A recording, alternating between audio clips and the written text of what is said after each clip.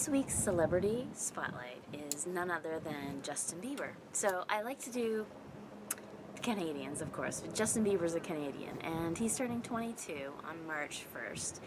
And Justin is a little bit of a quirky character. He's very hypersensitive emotionally because he doesn't have any soul play numbers. However, with that hypersensitivity comes this energy that cuts things off, that cuts him almost right in the middle, if you could kind of imagine that, so that his head and his legs are cut off from his heart area, if you know what I mean.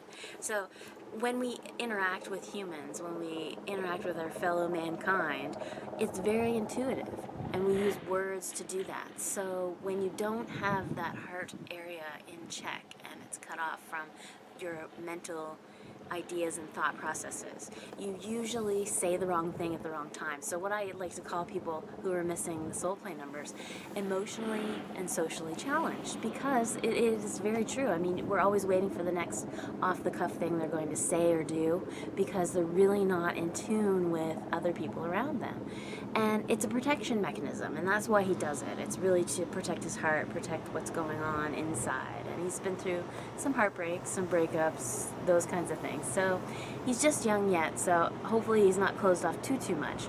He also has an isolated 3 and an isolated 9, which is quite something because those really make him misunderstood. So the things he says and the things that he does is not only amplified by the soul plane, but it's also amplified even further with those isolated numbers. And what I mean by isolated numbers is that there are no other numbers around the 3 or the 9 on the chart, meaning that they're trapped energies. So the 3 is the number of imagination, and 9 is the number of ambition, idealism, and responsibility. So it's really tangent thinking. It's really out-of-the-box thinking, and it can be really forward thinking. So his ideas and the things that he wants to translate to other people aren't necessarily as well received or understood as he'd like them to be.